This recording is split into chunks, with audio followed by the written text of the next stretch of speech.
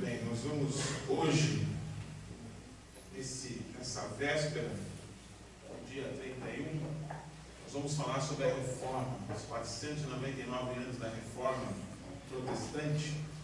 E nós vamos, eu vou ler um texto e depois a gente vai ver um pequeno vídeo que fala como uma introdução, porque é um assunto glorioso, complexo e importante para a nossa vida. Eu quero dizer uma coisa para você. Não é uma questão de ser presbiteriano, ou de ser católico, ou de ser evangélico. Isso é importante para toda a cristandade. Foi uma mudança na vida da Igreja de Jesus Cristo como um todo. Por isso não é uma questão de homenagens para um evento particular de um grupo. Nós estamos falando de uma mudança que gerou mudança na Igreja como um todo. E na sociedade como um todo. Tudo que você pode imaginar de bom que tem hoje. Mesmo que você não tenha nem ideia, por causa da atitude de alguns homens que Deus levantou e que decidiram protestar contra coisas que estavam sendo feitas, que estavam levando pessoas para muito longe de Deus. Eu gostaria que você abrisse a palavra de Deus no livro de Ageu, no capítulo número 2. Nós vamos usar esse texto para nós termos uma abertura para o nosso tema de hoje. Ageu, lá no Velho Testamento, antes de Zacarias, capítulo 2,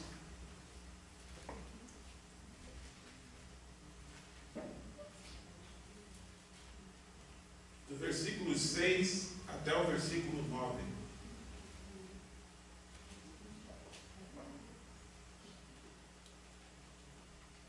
Esse é um livro que a gente não costuma ler muito, né? Mas é interessante. Ageu, capítulo 2. Vocês encontraram? Podemos ler. Eu gostaria que vocês se colocassem de pé por um instante, para nós fazermos a leitura desse texto. Ageu, capítulo 2, versículos 6 até o 9. Nos diz assim a palavra do Senhor: assim diz o Senhor dos Exércitos: dentro de pouco tempo farei tremer o céu, a terra, o mar e o continente. Farei tremer todas as nações, as quais trarão para cá os seus tesouros, e encherei este templo de glória, diz o Senhor dos Exércitos. Tanto a prata quanto o ouro me pertencem, declara o Senhor dos Exércitos. A glória deste novo templo será maior do que a do antigo, diz o Senhor dos Exércitos. E neste lugar estabelecerei a paz, declara o Senhor dos Exércitos. Amém? Amém. Vou repetir de novo.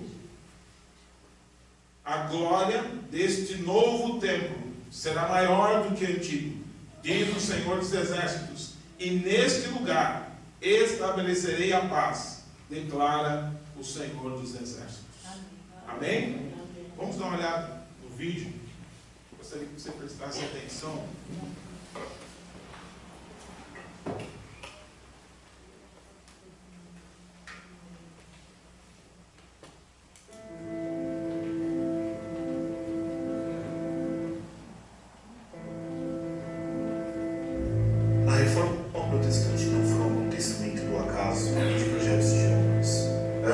Foi concebida pelo próprio Deus, que escolheu um monge para que fizesse a diferença em um ambiente tão homogêneo.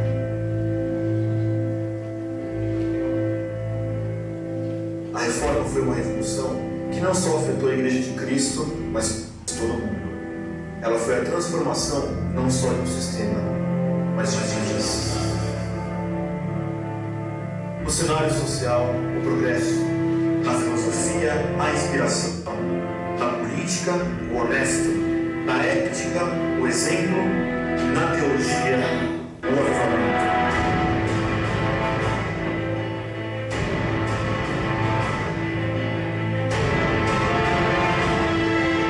Porém, mesmo a reforma trazendo essa renovação, ela não foi aceita pelo sistema religioso da época. Os reformadores foram perseguidos, exilados, presos. Homens de Deus morreram para que você hoje pudesse exercer a sua fé. Não deixe que esse acontecimento tenha sido em vão. Lembremos da reforma e não deixemos que, novamente, a igreja se distancie tanto do padrão dado por Cristo. Não volte às práticas que a reforma tanto combateu. Não cesse a reforma. Ela é constante, ela é atual, ela continua vivendo. Só com uma renovação constante em Cristo alcançaremos o real avivamento.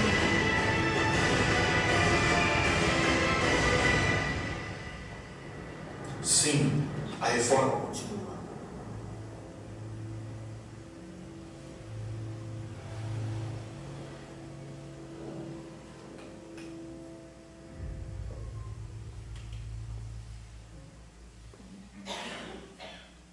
Glórias a Deus, glórias a Deus. Só ouvir isso já estremece o coração da gente. Só ouvir isso já me estremece. A reforma continua. Irmãos, quando em 1517 Martinho Lutero começou, foi um homem que principiou, Deus levantou para isso. Esses homens viviam num mundo estranho, muito diferente do nosso. Um mundo onde as pessoas não tinham liberdade para falar, não tinham liberdade para conversar, não tinham liberdade para se mover, para criar coisas. As pessoas não podiam fazer nada. Dependiam de um clero, de uma instituição, de um sistema. E foi contra tudo isso que não o Martinho Lutero, ou o Calvino, ou o Zwinglio, o Knox, e outros se levantaram. Foi Deus que se levantou contra isso. E Ele usou pessoas. E essa reforma, irmãos, ela é algo que continua. E por isso que a gente tem que celebrar a Deus, lembrar. Outra coisa que eu quero frisar com muito cuidado é que no dia de amanhã muita gente vai celebrar o Halloween. Uma festa que não é cristã, que não tem nada a ver com os princípios cristãos, que nunca foi cristã. E muitas vezes as pessoas colocam esse dia e lembram do Halloween, mas pouca gente lembra que no dia 31 de outubro é o dia de nós lembrarmos que alguns homens, pessoas, começando por Martinho Lutero, que já tinha começado com outros anteriores, se levantaram. Deus os levantou para dizer não a tantas coisas erradas. Então eu não posso deixar de frisar isso. O dia de amanhã não é o dia do Halloween, não é o dia das bruxas, não é mesmo. Amanhã, se nós quisermos celebrar alguma coisa, vamos lembrar que Deus levantou pessoas para dizer não a tudo isso de ruim que estava acontecendo. Eu me lembro quando, até uma vez o missionário deve ter comentado com vocês sobre isso, quando meus filhos estavam na escola, houve um movimento para desenvolver o Halloween na escola, e eu questionei os professores, os diretores, fui lá, eu pessoalmente me arrisquei, e fui lá e disse o seguinte: olha, tem tanta coisa boa que vocês poderiam estar celebrando nos Estados Unidos, trazer para o Brasil, como o Dia Nacional de Ação de Graças, ainda o Dia da Independência, por que tem que ser o Halloween? E naquele momento houve uma sensibilidade do diretor, ela conversou com a professora de inglês, e eles encerraram o evento ali naquele momento. Não gostaram, mas não fizeram, porque eu fui lá e conversei, expliquei e dei uns pontos de vista do porquê não Halloween. Eu, na realidade, não estava querendo que eles celebrassem a reforma, mas que eles entendessem, na realidade, que tinha algumas coisas que não valiam a pena você ficar transmitindo para as crianças. Agora, isso aqui é importante nós transmitirmos para as crianças, é importante nós lembrarmos, porque, como disse a Damares, isso aqui são os pilares da formação de uma igreja saudável. Se nós não entendemos esses pontos, eu sei que vou dizer, mas falaram tanta coisa aqui agora que mudou tudo, mas não começou com muito, começou com muito pouco. Eram muito poucas pessoas. Então, o que eles colocaram em ênfase? Para que a igreja pudesse ressuscitar, sair daquela letargia, daquela situação. E outra coisa importante, eles não queriam dividir a igreja, isso tem que ficar bem claro. Não era uma divisão. Eu sei que hoje as pessoas dividem a igreja. Os reformadores não queriam dividir a igreja. Lutero não queria dividir a igreja. O que eles queriam era reformar a igreja de então, a igreja católica apostólica romana. Por isso que diz que o clero não aceitou. O que não aceitou foi a reforma. Foi a ideia de entender que a Bíblia, a palavra de Deus, os princípios do Evangelho estavam sendo colocados de lado. Por isso disseram, não, vamos embora daqui. Perseguiram, exilaram, mandaram para longe, fique longe de nós. Mas como o projeto era de Deus, eles simplesmente fizeram aquilo que Deus queria que fizesse. Que a palavra fosse mais divulgada ainda, que as coisas fossem levadas mais adiante. Nós precisamos entender, existe uma grande diferença, a reforma não é divisão.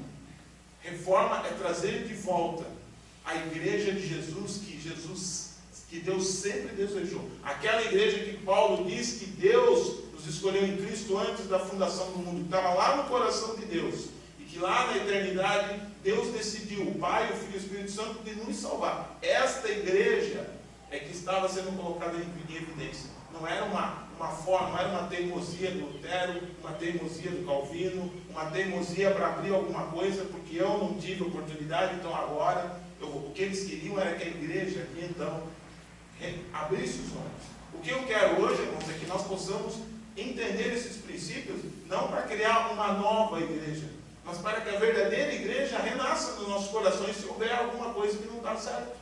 E veja que os princípios são muito simples. Aqui a Damares leu uma sequência, eu fiz uma sequência um pouquinho diferente aqui para a mensagem. Somente as Escrituras, a palavra sola, era somente em latim, e traduzido em português somente. Somente as Escrituras, somente a graça, somente a fé, somente Jesus, somente a Deus a glória. Parece muito simples você falar isso, mas irmãos, muitas dessas coisas ainda continuam a necessidade de a gente estar lembrando para viver. É por isso que nós vamos lembrar desses pontos da reforma, para que nós possamos, como igreja, viver uma igreja realmente saudável, uma igreja realmente livre, como nós cantamos aqui, eu sou livre.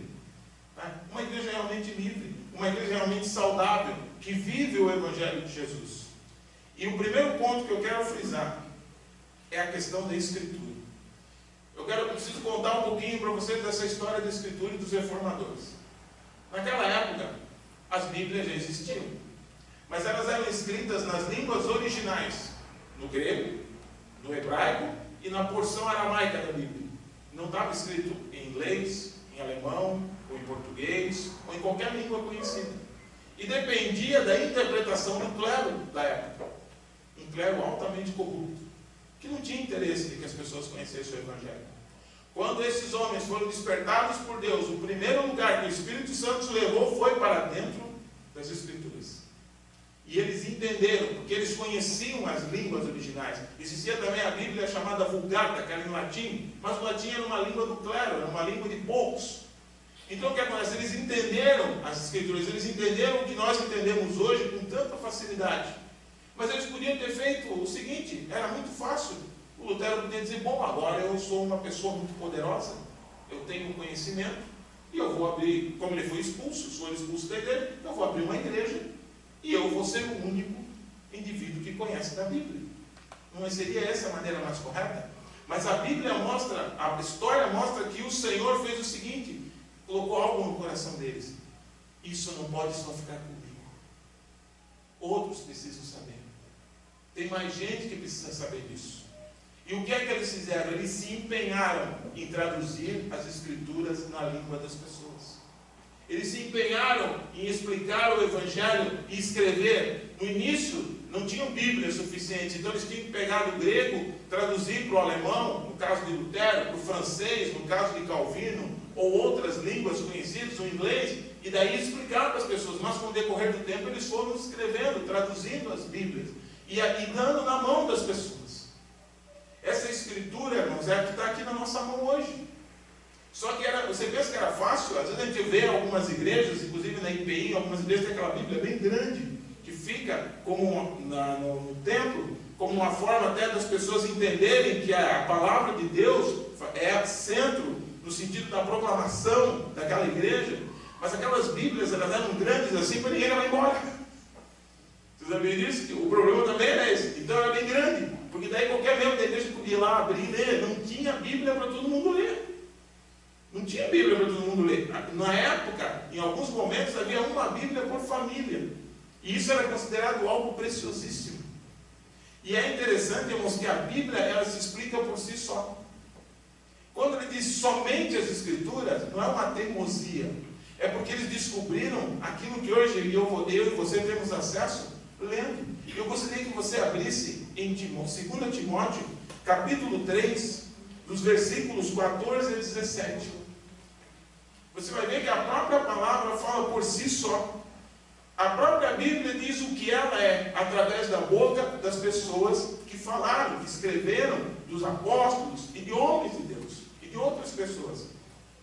O que a Bíblia nos diz? 2 Timóteo, capítulo 3, do versículo 13. O apóstolo Paulo estava orientando um jovem pastor chamado Timóteo de como ele deveria proceder com a sua igreja, com a igreja que ele estava trabalhando, que era a igreja de Éfeso. E o que ele diz? Contudo, 2 Timóteo, quanto a você, a partir do versículo 14, quanto a você, porém, permaneça nas coisas que aprendeu e das quais tem convicção, pois você sabe de quem o aprendeu. Porque desde criança você conhece as sagradas letras, que são capazes de torná-lo sábio para a salvação mediante a fé em Cristo Jesus. Toda a Escritura é inspirada por Deus e útil para o ensino, para a repreensão, para a correção e para a instrução na justiça, para que o homem de Deus seja apto e plenamente preparado para toda boa obra. Olha só o que a Bíblia fala sobre si mesma. Que a Escritura, toda a Escritura, ela é útil. Ela é a fonte onde nós vamos ser preparados, trabalhados. Ele fala isso para Timóteo, porque Timóteo era um jovem pastor. E ele disse para ele uma coisa que nós vimos agora aqui. As crianças, ele disse, desde criança você conhece as sagradas letras. Desde pequeno. Você conhece, se você não conhece, ele aprendeu com a mãe e com a avó dele. Numa outra parte da Bíblia, o Paulo fala da mãe e da avó. E diz assim, olha, você conhece desde criança essas sagradas letras. E elas são importantes para você. Paulo não disse para ele, olha, você procura saber em outros lugares ou em outras fontes. Disse, não, várias escrituras. O Novo Testamento aqui estava sendo formado ainda, era passado oralmente. Mas o Evangelho, ele diz que é apto para que você cresça em Cristo Jesus. Por quê? Porque a palavra de Deus, o Novo Testamento, estava sendo construído.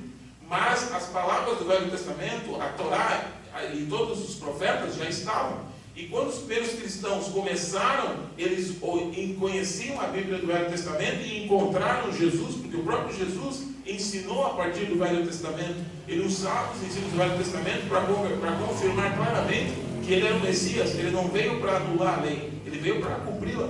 Então o que acontece? O Espírito Santo dirigia a antiga aliança para que eles entendessem Jesus. E depois, quando eles escreveram os evangelhos, os evangelistas se preocuparam em mostrar que os evangelhos não eram um outro livro ou um livro qualquer, mas que era a história da continuidade de salvação cumprida, sim, na pessoa de Jesus. A palavra de Deus, irmãos, ela é uma palavra que transforma a nossa vida. Paulo disse para Timóteo, ela vai capacitar você. Isso vai ser útil para a sua vida, porque ele era um jovem pastor. E hoje, irmãos, é a mesma coisa. A Bíblia continua sendo essa palavra transformadora para as nossas vidas. O apóstolo Pedro, quando ele escreve a segunda carta para a igreja, ele também faz menção disso. Quando ele fala a respeito do testemunho visual que eles tiveram de Jesus, ele diz para a igreja, ele diz, olha, nós não ensinamos fábulas para vocês. Ali ele fala daquele momento onde ainda a palavra não estava totalmente escrita. Então ele disse, nós vos ensinamos verbalmente, não ensinamos fábulas, ensinamos a verdade. Nós vimos o Senhor, nós vimos a sua glória no Monte Santo, nós vimos tudo o que aconteceu, e vocês fazem bem em ouvir e dar ouvidos também à palavra dos profetas, que é como luz que brilha, como uma candeia que brilha no meio da escuridão. Então a igreja, ela ouvia a palavra dos apóstolos e também lia a palavra da Torá do Antigo Testamento e viam que o Espírito de Deus ia dirigindo para mostrar que Jesus estava cumprindo aquilo que estava lá. Então a palavra de Deus sempre foi profunda, útil, transformadora nas nossas vidas. Quando o Espírito Santo de Deus levantou os reformadores, o que é que ele fez? Ele simplesmente fez os reformadores entrarem nas Escrituras para descobrir a igreja. É claro que eles conheciam a história, eles eram homens inteligentes, eles conheciam a filosofia, eles conheciam os pais da igreja, muito mais do que nós, muito mais do que eu, pelo menos, não sei os irmãos, muito mais do que eu. Mas eles não se preocuparam em querer fazer com que a igreja entendesse que isso era importante. Eles foram para dentro, para as Escrituras. E eu vou dizer algo para os irmãos, se tem algo que hoje nós precisamos trazer de volta, urgentemente, para a igreja, é o retorno da Bíblia. Eu sei que nós, presbiterianos, esta igreja em particular, sempre prega a palavra. Mas quando eu falo isso, irmãos, é que muitas vezes nós achamos assim, bom, então vamos ficar contentes com isso, nós temos que ficar contentes. Mas nós não podemos esquecer que, infelizmente, nem todos estão fazendo isso hoje. De que muita gente tem muito mais oportunidade do que eu tenho, do que você tem, que usa televisão, usa internet, e você ouve coisas absurdas em nome de Jesus. Não tem nada a ver com o Evangelho, não tem nada a ver com Cristo, e isso atrapalha a fé das pessoas. Nós temos que entender que a oportunidade que Deus nos dá para estudar essa palavra, irmãos, nós devemos aproveitar. Faz um mês atrás, eu tive a oportunidade de ver 2 documentários na televisão, 2 documentários. Um chamava-se A Busca do Jesus Histórico e o outro, O Túmulo Secreto de Jesus. Sabe o que eles estavam falando? Estudiosos. O objetivo deles era dizer que Jesus não existiu. Esse era o objetivo deles.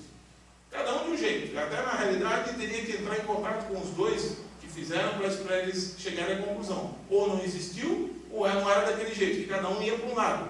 Mas o objetivo deles era esse.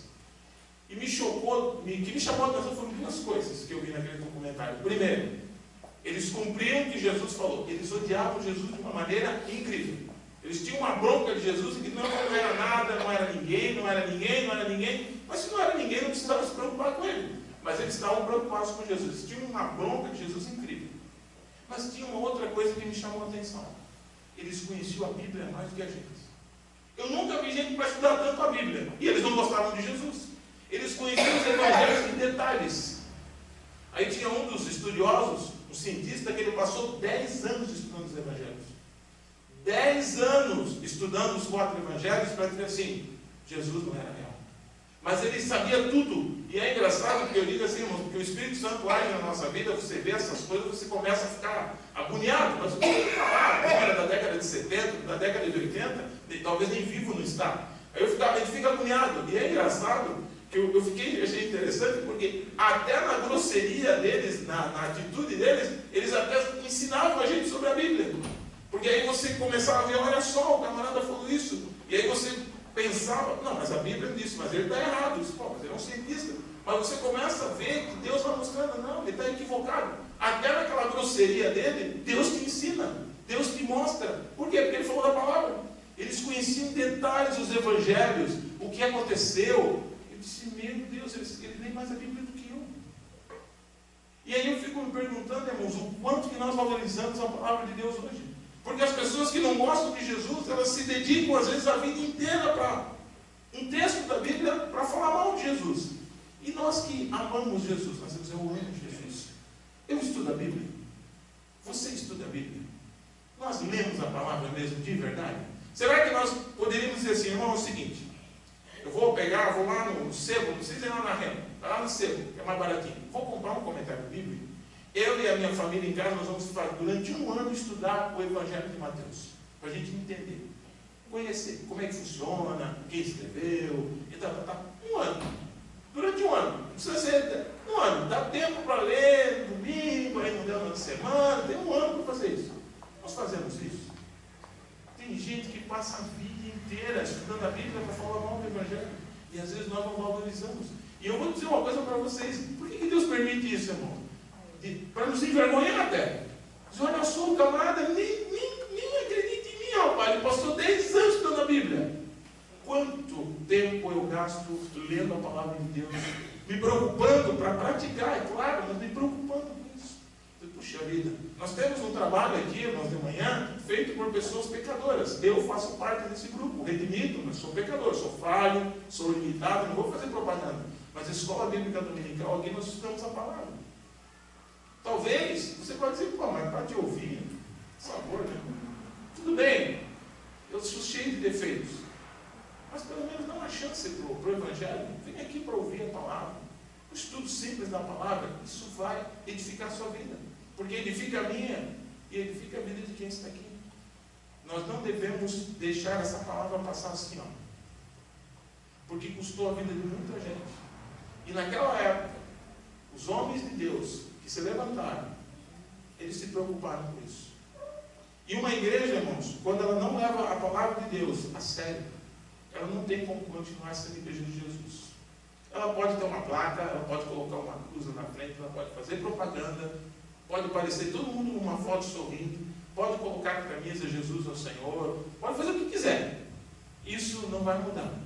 Porque a hora que nós formos viver o Evangelho, a hora que as pessoas se depararem conosco, aquilo que vai aparecer é aquilo que nós realmente somos. E nós só podemos ser servos de Deus se o Senhor trabalhar em nós. E Ele trabalha pela palavra. É o que a Damares falou aqui. Nós não estamos aqui dizendo que Deus não pode falar com ninguém de jeito nenhum. Mas a palavra de Deus é revelação para todos. Você pode de repente dizer assim, Deus falou comigo, olha, uma pessoa que deu uma profecia, pode criar um monte de coisa. Mas isso é uma coisa muito particular. Mas todos que lerem a Bíblia vão ser edificados juntamente. Não existe nenhuma acepção. Agora, muitas pessoas ficam esperando uma experiência particular. Olha, o dia que lá na igreja eu ouvi uma revelação, aí eu me converto. Não há necessidade. Se você ler a Bíblia, você vai ver que Jesus já disse, olha, vinde a mim todos vós que estáis cansados e sobrecarregados, e eu vos aliviarei. Isso vale para mim, vale para o médico, vale para um advogado, vale para uma pessoa que não sabe ler nem escrever, vale para uma pessoa que já estudou muito ou que estudou pouco, que está estudando a palavra hoje. Para todos. É a revelação de Deus para todos. E quando esses homens viram aquilo, eu imagino a empolgação de Lutero de dizer, não, eu de maneira nenhuma vou ficar quieto. E começaram a falar da palavra. A palavra de Deus, irmãos, é algo importante. Uma igreja que não proclama a palavra, não vive a palavra, até em maus lençóis. Porque hoje existem muitas coisas que são faladas, inclusive sobre Jesus. Tem muitas religiões falando sobre Jesus que não são cristãs. Tem um grupo que está na televisão e que faz inclusive um trabalho social tremendo, que é a Legião da Boa Vontade, eu acho que muita gente conhece. Eles falam de Jesus o tempo todo. Mas vocês sabiam que eles não são cristãos? Eles nunca foram cristãos. Eles são espíritas. Eles creem que o Cristo, que Jesus, era um médium. E que o Espírito Santo era um espírito, uma entidade que veio sobre ele. E que, por isso, eles achavam que ele é o Cristo, mas dentro da concepção do Espiritismo. E hoje, quando a gente ouve falar da Legião da Boa Vontade, todo mundo acha que é uma igreja cristã. Porque o Alziro Zarur, falecido, não sei se o Natan ouviu falar dele, ele dizia, Jesus está voltando. E todo mundo dizia, olha. Mas não era o Jesus da Bíblia. Não era o Jesus da Bíblia. Era uma mistura de religiões dentro de uma mesma igreja. É uma igreja que faz um trabalho social incrível. E todo mundo se empolga. Mas eles não são cristãos. Como é que você vai saber disso? Se você conhecer a palavra. Senão, você vai ser enrolado. Eu vou ajudar. Pô. Eles ajudam as crianças. Eles fazem um excelente trabalho. Deus vai cobrar isso, Deus vai tratar com eles na eternidade. Porque faz um excelente trabalho e não conhece Jesus como deveria. Mas eles não são cristãos. E assim tem tantos outros grupos que falam do Evangelho, e muitas vezes alguns se dizem evangélicos. Nós temos que tomar cuidado, nem toda igreja que está aberta por aí é cristã. Às vezes, vou lá visitar a igreja do meu colega, vai lá, o cara fala um monte de coisa que não tem nada a ver com o Evangelho. Se você não conhece a Bíblia, caiu naquela ensinamento errado, acabou. Então nós precisamos conhecer a palavra, precisamos viver a palavra, ela está aqui na nossa mão, somente as Escrituras. As Escrituras é ali que nós começamos, é ali que a gente entende, é ali que nós conhecemos a obra de salvação, é ali que nós sabemos como as coisas começaram, é ali que nós sabemos quem nós realmente somos. Você quer saber quem realmente você é? Olha para a Bíblia, você vai se ver lá dentro. Porque o ser humano é daquele jeito que está lá no Velho Testamento, que a gente olha e diz, meu Deus, como o homem era mau, né?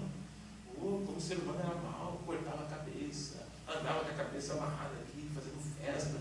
Ui, que coisa horrível, eu não faço isso. Nós fazemos, irmãos. Nós fazemos coisas terríveis. Mas, por causa da graça de Deus, né?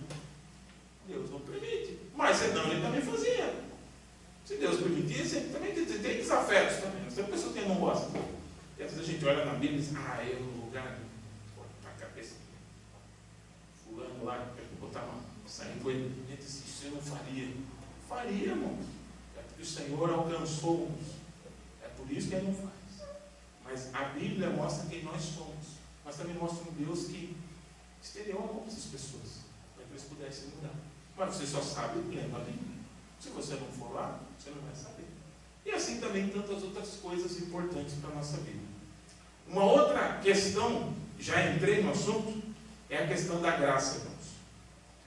O que é a graça de Deus? A Damares falou aqui sobre graça, e falou uma coisa que realmente é verdade. Nós hoje vivemos numa sociedade onde tudo é pago. Então a gente não consegue entender o que é graça. Ou então, eu vou acrescentar uma coisa, não contradizer ela, mas acrescentar algo importante.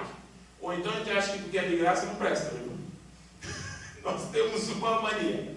Ou a gente compra tudo, ou a gente tudo é comprado. Ou então assim, é de graça, então não presta. Se é de graça, então não vai valer nada. Porque é de graça, estão dando aí para todo mundo. Só que quando a Bíblia fala em graça de Deus, ela está falando de um ato de Deus que nós não merecíamos. É um favor que Deus presta a nós. Biblicamente falando, graça é favor imerecido.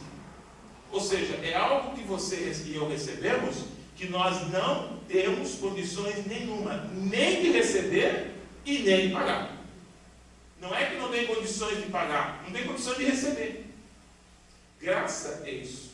O apóstolo Paulo, na carta aos Efésios, no capítulo 2, quando ele fala à igreja de Efésios, de gente já convertida, ele procura explicar, assim como ele fala aos romanos, quem nós realmente somos em Deus e quem nos tornamos. Você não precisa ver a Bíblia lá, eu só quero ler. Capítulo 2 diz assim: vocês estavam mortos em suas transgressões e pecados, nos quais costumavam viver quando seguiam a presente ordem deste mundo, e o príncipe do poder do ar, o espírito que agora está atuando nos que vivem na desobediência. Anteriormente, todos nós também vivíamos entre eles, satisfazendo as vontades da nossa carne, segundo os seus desejos e pensamentos. Como os outros, éramos, por natureza, merecedores da ira. Todavia, Deus, que é rico em misericórdia, pelo grande amor com que nos amou, deu-nos vida com Cristo, quando ainda estávamos mortos em transgressões. Pela graça, vocês são salvos. Deus nos ressuscitou em Cristo, e como Ele nos fez assentar nas regiões celestiais em Cristo Jesus, para mostrar nas eras que vão de vir a incomparável riqueza de sua graça, demonstrada em sua bondade para conosco em Cristo Jesus, pois vocês são salvos pela graça. Irmãos, o que Paulo está dizendo é o seguinte: para uma igreja, antes não havia esperança para nenhum de nós. Quando nós olhamos e falamos sobre pecado, e Adamares falou algo que é verdade. Qual a diferença entre eu e o camarada que está lá no penitenciário hoje, preso? Pode ser que não haja diferença nenhuma mais entre nós dois, porque se ele conhece a Cristo, ele é meu irmão em Cristo, mesmo que a gente não queira assumir isso. Mas se ele está lá vivendo daquele jeito e lá na cadeia pensando, bom, quando eu sair daqui eu vou continuar matando, eu vou continuar usando drogas, a diferença, irmão, só está em Jesus. Está na graça de Deus. Qual a diferença? Existe a impossibilidade de nós um dia fazermos alguma besteira? Não. Se nós quisermos saber qual é a maior prova da graça de Deus, olha para o povo de Israel. Os judeus de hoje, a gente fala judeu porque judeu era uma tribo, mas na realidade eram 12 tribos. Olha para os israelitas de hoje.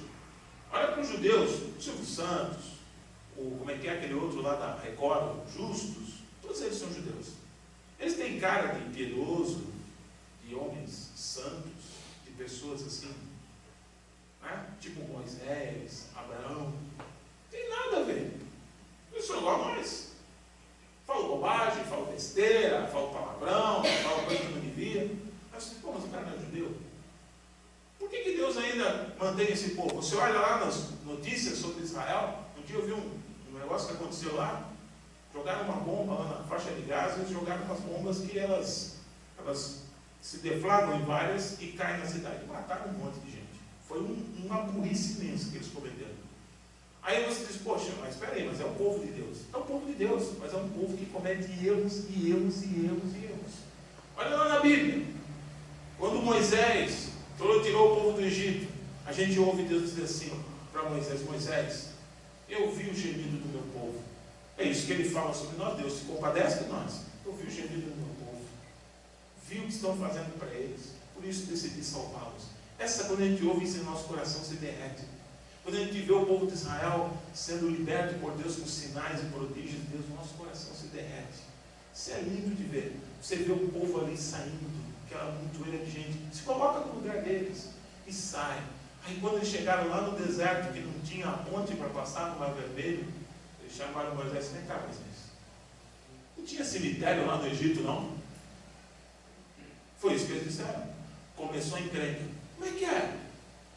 Olha, ó, o faraó está ali, ó. Tem um mar aqui, ó. Você trouxe nós aqui para morrer? E começaram a murmurar. Começou por ali. Aí abriram o mar. Aí chegaram do outro lado, naquela festa maravilhosa. A Miriam levantou-se, tocou pandeiro, todo mundo se dançou. Foi uma alegria. Daqui a pouco chegaram num lugar chamado Elim. Pegaram a água. Essa água está ruim. Chamaram Moisés: ó, ou tem água ou tu morre hoje. E fizeram um rolo e Moisés foi correndo para Deus: olha, dá água para esse povo, que senão vão matar. Irmãos, quando foi que Israel foi realmente fiel a Deus, assim, integralmente? Para que Deus dissesse assim: este povo merece entrar na terra. Quando eles chegaram lá em Cades Barneia, foram 12, vieram 10 e disseram assim: olha, é o seguinte, tudo certinho, terra boa, Deus tinha razão, só que tem um problema.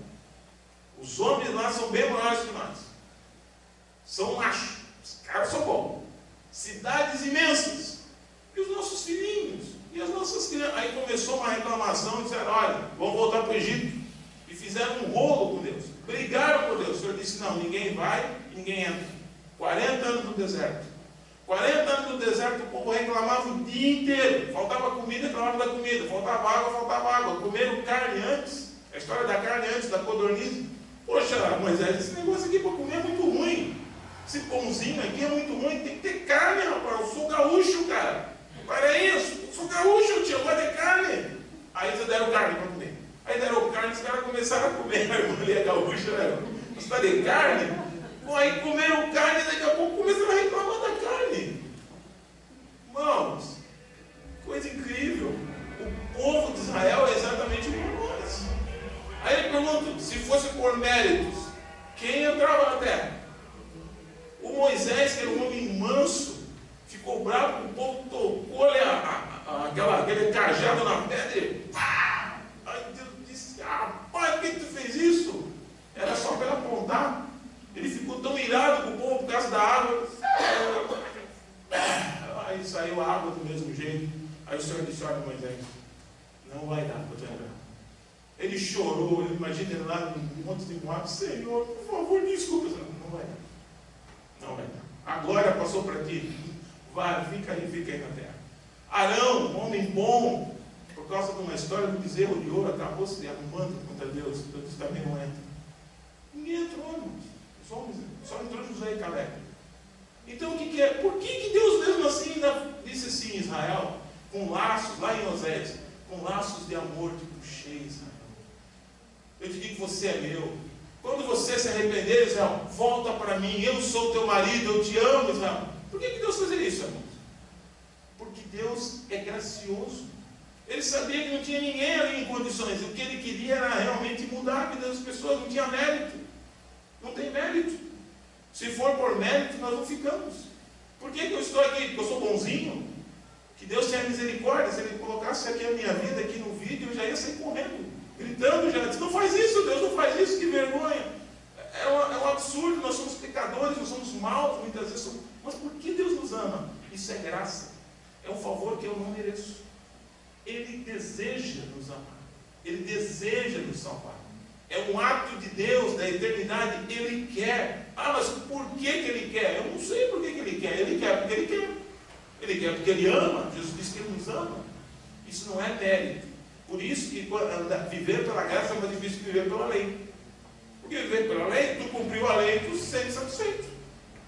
Mas viver pela graça não. Quando Jesus falou para os fariseus, para os líderes de Israel: olha, é o seguinte, está escrito lá: não adulterarás. Isso é para os homens. Não adulterarás. Aí os fariseus: mas eu vos digo, se você desejar uma mulher com cobiça no seu coração, já adulterou com ela. Os homens ficaram com o coração derretido. E agora? Como é que eu vou fazer? Não tenho mais como me esconder de Deus. Deus conhece o meu coração. Não adianta. Aí, certo, não tem nenhuma. Mas você passou, deu aquela olhadinha, mesmo do lado da tua esposa, né? Ali no centro e tal.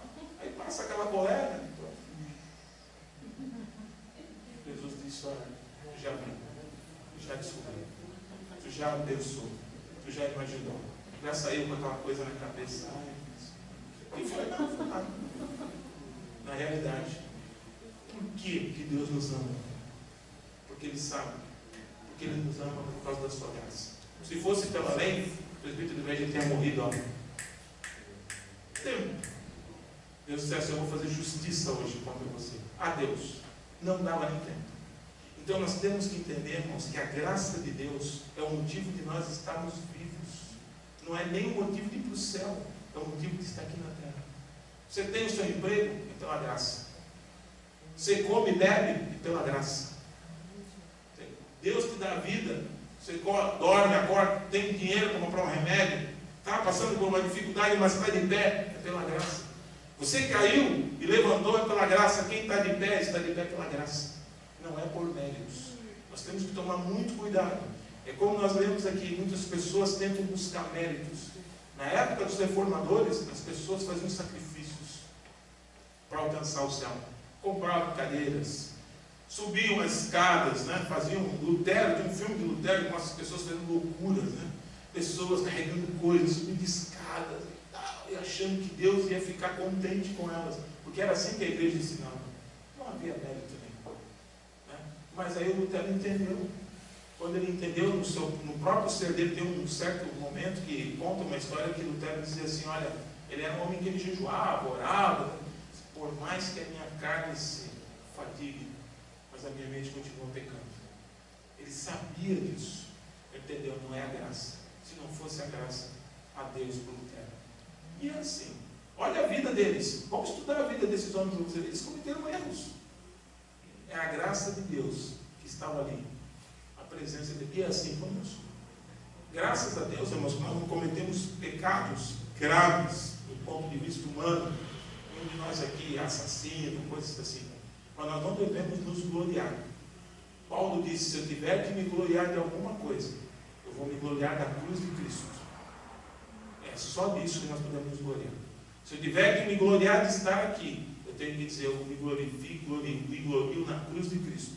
Foi por causa disso que eu estou aqui. Senão não estávamos mais. Estávamos em qualquer outro lugar. Outra coisa importante, irmãos, somente a fé. Versículo 8, em continuidade, diz assim, pois vocês são salvos pela graça por meio da fé. Isto não vem de vocês, é dom de Deus. Não por obras, para que ninguém se glorie. A fé é outra coisa que tem sido esmagada nos nossos dias. Eu não sei se vocês já ouviram falar sobre uma pessoa, um indivíduo, pessoas que eles chamam de alquimista. O que é um alquimista? O alquimista é um feiticeiro. É um sujeito que usa o mundo sobrenatural para controlar o mundo natural. O Paulo Coelho, que era alquimista, parava o vento, parava o trânsito, parava não sei o que, ele dizia, né? Eu acho que ele não estava muito bom na cabeça, mas ele dizia que não fazia tudo isso. É interessante, irmãos, que muita gente confunde a fé bíblica com esse tipo de convicção religiosa. Isso não é cristã. Fé não é a capacidade de manipular Deus em teu favor. Fé é um dom que nós temos em confiar em Deus e entender o seu caráter, a sua vontade e nos submeter a ela. Na realidade, sempre que a Bíblia fala em fé, irmãos, ele não está falando da capacidade que você tem de acreditar, mas do próprio caráter de Deus. Quando a Bíblia diz que Abraão creu, que Abraão foi chamado de pai da fé, a fé era o que? Era a capacidade que ele teve de confiar na palavra de Deus. Lembra da história de Abraão? Quando o Senhor disse para Abraão, sai da tua terra, do meio da tua parentela, para um lugar aonde eu vou te colocar. Ele veio durante alguns meses. A Bíblia diz que Deus não disse para ele onde que era, disse que era para ele ir, indicou, mas não disse onde que era, não deu nenhum tipo de... Naquele momento ele não recebeu nenhum tipo de garantia, nada. Ele simplesmente se levantou e creu naquilo que Deus falou para ele. Isso é fé. Ele levantou e foi, crendo naquilo que Deus falou. Ele realmente creu na palavra de Deus.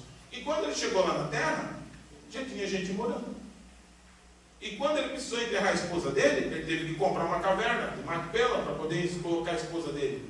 Ele não recebeu, na prática, toda a terra. Ele não viu os benefícios da terra prometida sozinho. Ele não viu a descendência dele se tornar como estrelas do céu, como areias do mar. Nada, ele não viu nada. O Senhor disse para ele: Abraão, vem cá, olha aqui a noite, aqui, olhou uma noite dourada, estrela, está vendo essas estrelas no céu?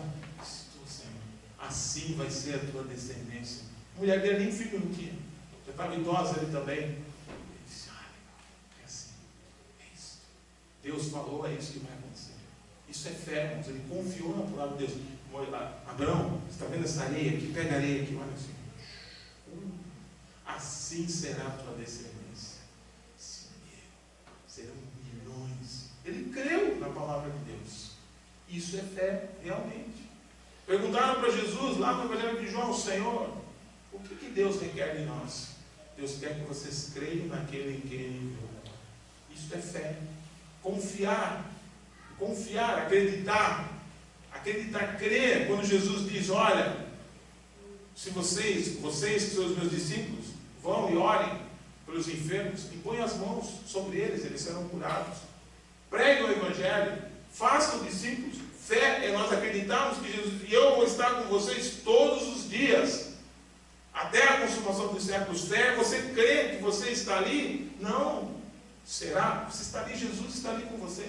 Quando você está falando, quando você está discipulando, quando você está orando por uma pessoa, quando está impondo as mãos sobre uma pessoa com um problema demoníaco, Jesus se espelha em demônios em meu nome. Fica tranquilo.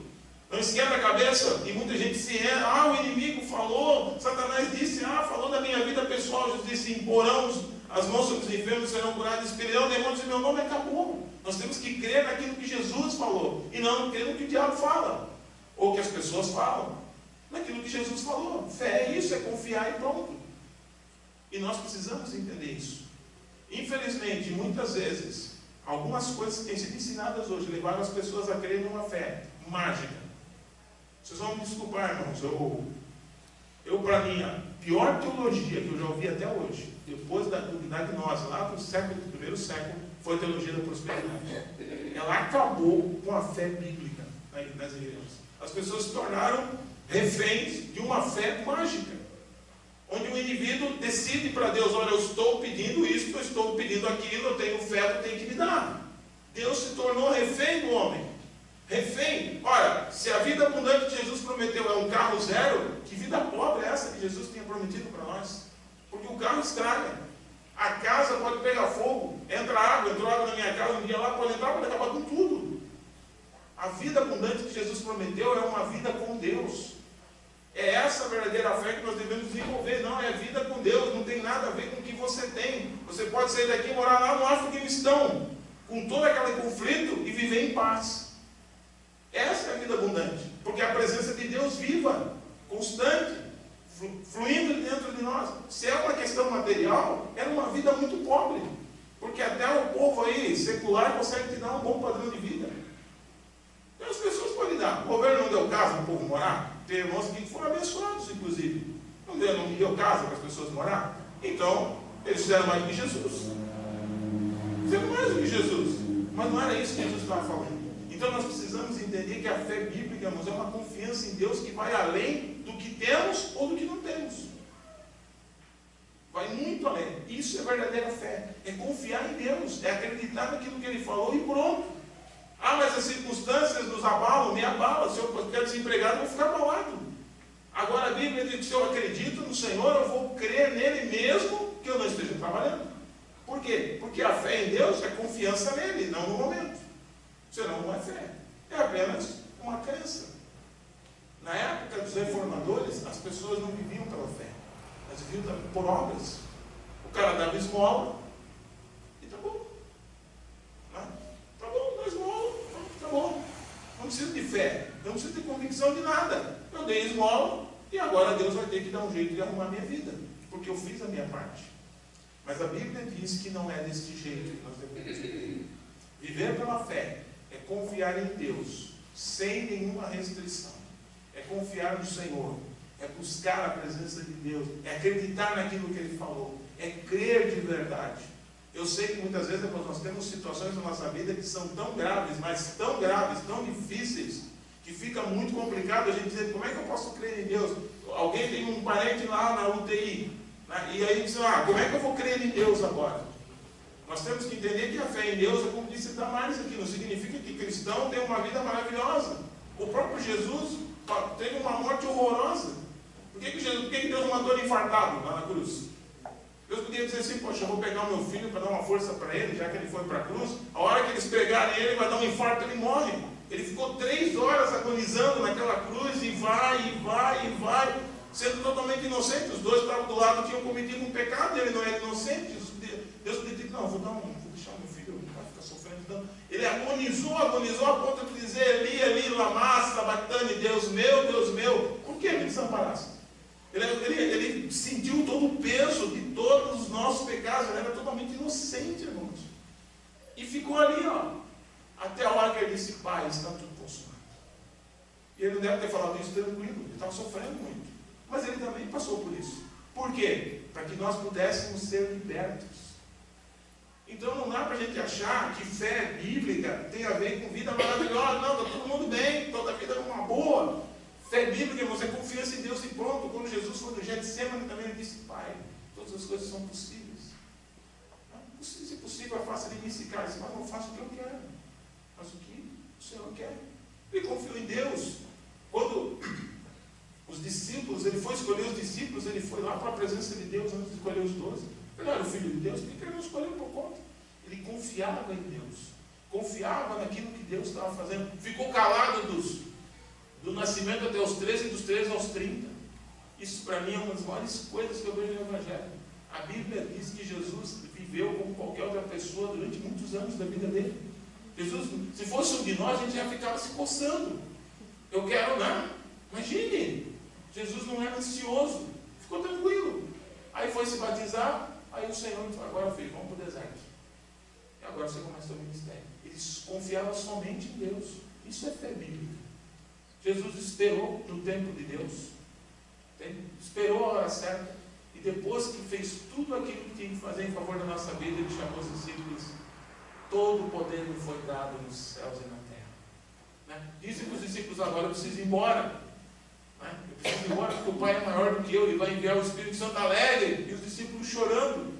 Poxa, Senhor, não, é melhor, é bom. Isso é uma confiança em Deus, uma coisa que nós não podemos pensar. Isso é verdadeira fé.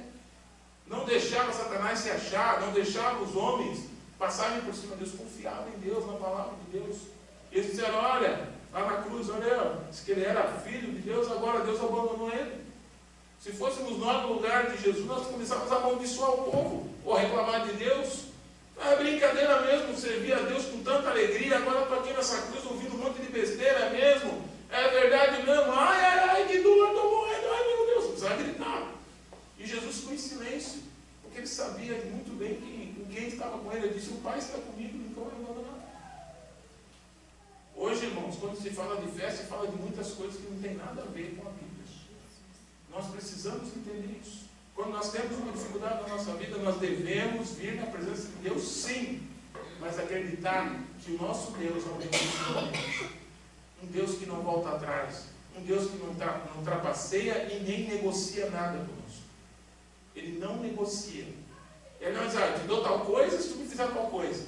Irmãos, é um Deus justo. Aquilo que ele falou é. E o que ele não falou, nós não temos que acrescentar, porque não adianta a gente tentar inventar. Ele não vai fazer mais.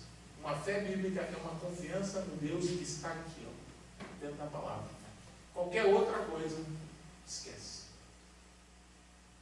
Outra questão importante, irmãos. Somente Jesus. Não precisamos nem dizer nada. Somente Jesus. Eu quero levar você a Atos dos Apóstolos. Quando os discípulos de Jesus foram chamados, Atos capítulo 4, do 8 ao 12.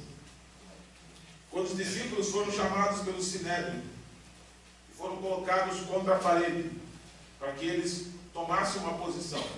Chamaram eles lá porque curaram um rapaz em nome de Jesus e foram colocados contra a parede. Como muitas vezes nós somos colocados contra a parede, dizem, olha, e agora? Fala para nós aí. Quem segue a você? Quem você está seguindo? Quem é o teu Senhor? É interessante que Pedro diz assim, então Pedro, cheio do Espírito Santo, disse-lhes, autoridades e líderes do povo, visto que hoje somos chamados para prestar contas, de um ato de bondade em favor de um aleijado, sendo interrogado acerca como ele foi curado, saibam os senhores e todo o povo de Israel que por meio do nome de Jesus Cristo Nazareno, a quem os senhores crucificaram, mas a quem Deus ressuscitou dos mortos, este homem está curado diante dos senhores. Este Jesus é a pedra que vocês construtores rejeitaram e que se tornou a pedra angular. Não há salvação em nenhum outro, pois debaixo do céu não há nenhum outro nome dado aos homens pelo qual devemos ser salvos. O que a Bíblia diz, irmãos? Somente Jesus. Não há salvação fora de Jesus Cristo. Igreja não salva, pastor não salva, métodos de igreja não salva, metodologia não salva, projeto de igreja, isso não salva. Quem salva é Jesus. Jesus é o centro da vida da igreja. Jesus é a pedra angular. Se nós não temos a Cristo, não temos nada. E nós precisamos entender isso. João, quando ele escreve o seu evangelho, ele fala a respeito do objetivo do evangelho, no versículo 31 do capítulo 20, ele diz assim: Jesus, a partir do versículo 30, Jesus realizou na presença dos seus discípulos muitos outros sinais milagrosos que não estão registrados neste livro, mas estes foram escritos para que vocês creiam que Jesus é o Cristo, o Filho de Deus, e crendo, tenham vida em seu nome. Essa descoberta, esses homens, o Lutero e os demais reformadores, lá no passado, tiveram há 499 anos. Eles descobriram que não havia salvação na época, irmãos. As pessoas achavam que eram salvas porque eram católicos ou faziam parte do continente onde estava a igreja. A igreja, ela se considerava detentora de um espaço. Então eles diziam assim: se você colocava os seus pés no continente europeu, a partir daquele momento você pertencia à igreja e automaticamente você estava salvo. Se você passasse por uma área onde a igreja não tinha controle, você era um pagão, você era perdido. Havia esse pensamento. Você era perdido. Havia a ideia de que o Papa tinha um poder sobre as pessoas de dar vida, de tirar vida, de salvar e de não salvar, indulgências e coisas desse tipo. Mas eles aprenderam: não, quem salva é Jesus. Jesus salva. Foi isso que eles viram, foi isso que eles encontraram. E hoje, irmãos, em pleno século XXI, quantos Cristos têm se levantado? Falsos Cristos têm se levantado e tentam tomar o lugar de Jesus. Às vezes nós olhamos lá para trás e pensamos: não, a luta dos reformadores acabou. A luta não acabou. Por isso que ali diz: a reforma continua. Nós temos que continuar entendendo. Nós hoje muitas vezes somos iludidos a crer, muitas vezes de maneira muito sutil, que tem uma outra maneira de encontrar salvação sem Jesus. Às vezes promovidos, às vezes até por pessoas que se dizem cristãs. Há sempre uma sutileza. Muitas vezes não é a sutileza de dizer assim: ó, Jesus não existe. Não, Jesus era importante, porém, entretanto, tem uma outra forma. Somente Jesus. Foi o que os apóstolos disseram. Foi aquilo que eles experimentaram. Não há, e olha, eles estavam falando para o povo de Israel. Para o povo de Israel. Não há nenhum outro nome abaixo do céu a qual importa que sejamos salvos. Não há. Então nós temos que entender, irmãos, que não há nenhum outro Senhor e nenhum outro Salvador sobre as nossas vidas. Somente Jesus. Jesus disse: eu sou o caminho, a verdade e a vida. Ninguém vem ao Pai senão por mim. Nós só podemos chegar ao coração de Deus, nós só podemos orar, buscar a Deus com confiança, com alegria, e sermos recebidos por Deus por causa de Jesus. Em Hebreus diz: ei, adentramos a um novo e vivo caminho, que foi aberto por Jesus, com o seu próprio corpo. Ele abriu esse caminho. Então não adianta nós ficarmos tentando buscar meios alternativos. Entende? O meu, esse aqui não salva. Ah, não, vou tirar aqui, vou jogar em cima dos irmãos. Não, bobagem. E tem gente que cai nessas armadilhas. Ah, fui lá na igreja do cara, o cara pegou o paletó e vum, aí todo mundo: meu Deus, mudei a minha vida. Você não muda a sua vida, quem muda a sua vida é Jesus. As nossas roupas não conseguem fazer isso. Se alguém disser: tem um lencinho aqui, pega um lenço aqui. Meu Deus, que coisa maravilhosa. Isso é errado, irmãos. Só Jesus salva. Só Jesus liberta. Só Jesus cura. A Quadrangular tem uma marca lá que eles têm razão: só Jesus salva, só Jesus cura, só Jesus batiza com o Espírito Santo. Jesus voltará. Eles têm razão para eles colocaram lá isso. Só Jesus salva. Não é outro. Não adianta jogar lenço, não adianta pegar sapato. Vou pegar o sapato do missionário e deixar na minha casa, porque daí demônio nenhum vai entrar na minha casa. o sapato do missionário, daqui a pouco não fica lá, vai ficando, e não muda nada. Não muda nada, né? Não é o missionário? Não muda. Porque o missionário só está aqui, por quê? Porque Jesus alcançou. Entende? Então não tem essa. Vamos lá pegar um lenço da irmã Damares, vamos colocar lá na nossa casa, lá que daí a coisa vai melhorar. Irmãos, isso está errado. Somente Jesus é Salvador. Você quer trazer alguém para dentro da tua casa para mudar a sua vida? Convida Jesus para entrar na sua casa. Convida Jesus. Jesus, olha, é o seguinte, pode ser que o vizinho diga, eu acho que esse cara está meio... Abre a porta do Senhor Jesus, por favor, entra aqui na minha casa, porque o negócio está feio. Não consigo mais resolver nada. Briga, reclama, não tem dinheiro, está um monte de rolo aqui. Só o Senhor é Senhor e Salvador. Entra na minha casa e resolve os meus problemas. Entra aqui porque eu não consigo. Eu sou pecador, o Senhor sabe, eu sei que o Senhor me chamou pela graça, eu não mereço. Mas, por favor, vem morar aqui em casa. Mora aqui conosco, resolve. Trabalhe. Como Jesus entrou na casa do Jairo, eu acho incrível aquilo. Entrou na casa do Jairo com a filha morta e com as pessoas incomodando aqueles pessoal daí. Trouxe a menina curada, liberta, dá comida para a menina, trouxe alegria para um casal que provavelmente não tinha mais nenhum filho. Irmãos, só Jesus liberta. Só Jesus salva. Então nós temos que entender isso. Não podemos abrir mão disso hoje em dia. Não abra mão de Jesus. Eu vi na televisão, o cara tinha lá uma igreja com 20 mil pessoas. Eu vou acreditar nele, porque eu vou acreditar em vocês que tem tão poucas pessoas aqui. Se você acreditar e a pessoa estiver falando de outra coisa que não seja Jesus, me desculpe, você vai ficar debaixo da maldição de Deus. Porque a Bíblia diz que Jesus veio e quem está em Cristo, sobre ele já não há nenhuma maldição. Agora, se nós rejeitamos Jesus, ficamos debaixo do juízo de Deus. Porque a Bíblia diz que Jesus veio e levou sobre si todo o nosso pecado. Tudo aquilo que é de errado em nós, Jesus assumiu inteiramente diante de Deus. Se nós rejeitamos Jesus, estamos rejeitando a salvação, estamos rejeitando o perdão de Deus e o amor. Jesus falou para Nicodemos, porque Deus amou o mundo de tal maneira que enviou o seu Filho unigênito. Eu estou dizendo assim, Deus, eu não quero saber do teu amor. Então nós não podemos rejeitar Jesus de maneira nenhuma. E esses homens, eles batalharam e disseram, não, somente Jesus salva. E para encerrar, irmãos, somente a Deus a glória. Amados, tem muitos textos na Bíblia que falam sobre a glória de Deus. A palavra diz, né? Quer comais, quer bebais, quer faça alguma coisa, façam tudo para a glória de Deus. A glória de Deus, por quê? Porque na realidade nós não merecemos nada. Tiago, quando ele fala assim, quando vocês saírem, ele é muito prático. Se vocês forem fazer algum negócio, digam assim, se Deus quiser, faremos isso ou aquilo. E muita gente diz assim, isso aí é a conversa para gente que não quer se comprometer com nada. Mas não era isso que ele estava falando. O que ele estava falando é o seguinte, não tentem sair com os méritos de vocês aí para fora se achando alguma coisa. Porque é Deus que vai decidir se você vai viver amanhã ou não vai. A glória é para Deus. Eu estava aqui dando uma olhada aqui no vizinho, espiando uma casinha bonitinha que ele fez ali, ó. Não sei para quem ele está fazendo. Pode ser para a sogra, para um parente, né? Às vezes a gente faz alguma coisa na casa da gente, né? A gente diz assim, construí lá para minha sogra. Se não fosse eu, minha sogra estava morando na rua. Meu filho estava morando na rua. Eu ia lá na casa do sogro lá. O pai da moça disse assim, olha, se não fosse por minha causa, tua filha estava na rua.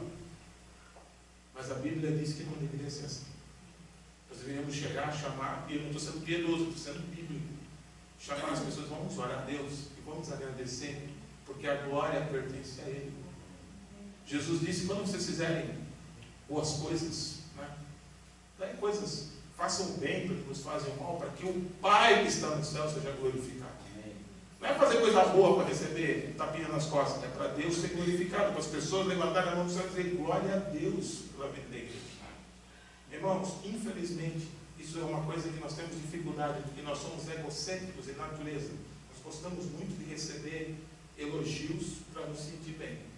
Não é errado ser elogiado e não é errado você dizer, olha, muito bem, parabéns, Deus abençoe. Mas é errado você achar que você tem que receber glória que pertence a Deus. Sabe por quê? Porque você só fez o que Deus trabalhou, capacitou você para fazer. Como poderia não ter dado certo? E se não desse certo? E quando não dá certo, a gente glorifica a Deus? Você, meu Deus, glórias a ti, Jesus. Olha, eu estou assim, alegre. Sabe por quê? Fui lá comprar um carro e não deu nada certo. Estou muito contente porque eu vi que a mão de Deus agiu mesmo em favor da minha vida. Não deu nada certo. Fui comprar uma casa, não deu nada certo. Estou muito contente nesse momento. Ninguém faz isso. Mas quando acontece alguma coisa, ou então fiz uma grande besteira e fui repreendido em casa, estou muito feliz. Porque fui repreendido, graças a Deus, que eu estou, fui repreendido. Ninguém vai se sentir feliz por isso. Mas a gente se sente feliz quando alguém vou fazer alguma coisa e vou ficar ali nos holofotes. É interessante, irmãos, que nós temos dificuldades. Então, por causa disso, eu quero encerrar essa mensagem mostrando para você uma pessoa que viveu para a glória de Deus. E ele está relatado lá em Filipenses. Eu quero que todos abram esse texto, capítulo 2. Ele viveu para a glória de Deus. Ele glorificou o nome de Deus na vida dele. E ele é o exemplo para nós do que é viver para a glória de Deus. Somente a Deus a glória. Filipenses, capítulo 2.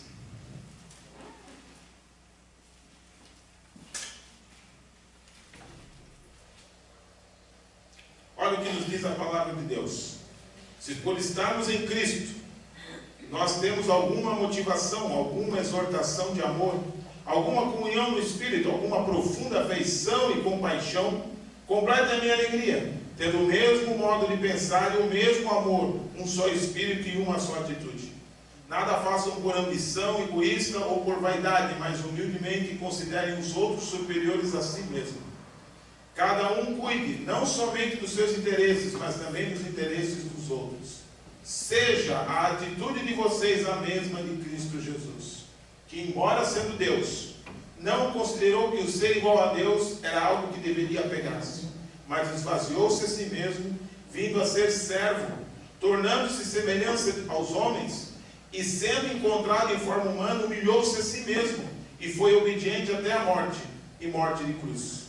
Por isso Deus o exaltou à mais alta posição, e lhe deu o nome que está acima de todo nome, para que o nome de Jesus se dobre todo o joelho nos céus, na terra e debaixo da terra, e toda língua confesse que Jesus Cristo é o Senhor, para a glória de Deus Pai.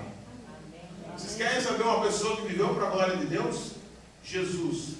Jesus glorificou a Deus. Jesus, ele se fez homem, ele se esvaziou.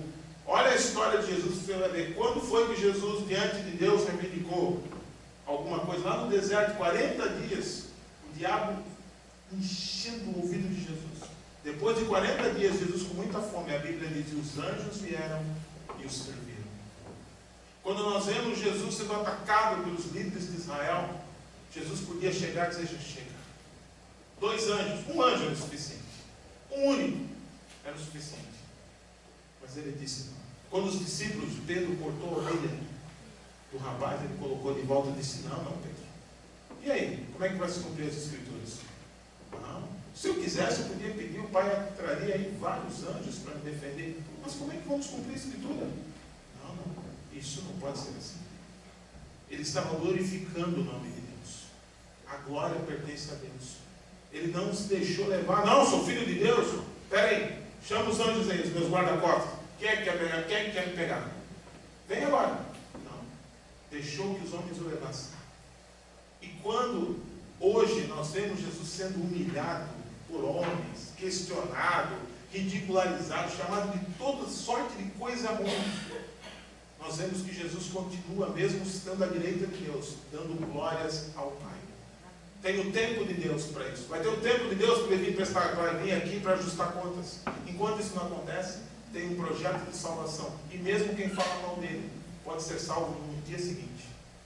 Nós temos que entendermos que Jesus, ele glorifica o nome de Deus. Até hoje, estando na presença de Deus, ele não permite que o nome de Deus seja humilhado, que o nome de Deus seja dilacerado.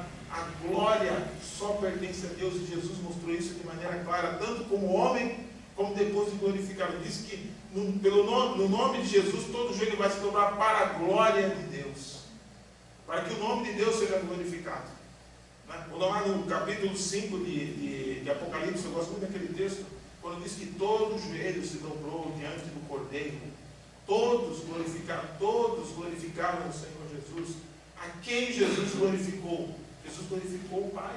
O Pai o exaltou, o Pai deu. Jesus não precisava, ele era filho, ele tinha a mesma natureza, ele podia se dizer, não, eu sou. Mas Deus o exaltou, Deus o glorificou. O que nós vemos é, mesmo Jesus sendo Deus, ele não usava da ideia de ser Deus para dizer, não, eu posso me auto-considerar alguma coisa. Ele esperou em Deus, e Deus o glorificou e recebeu glória.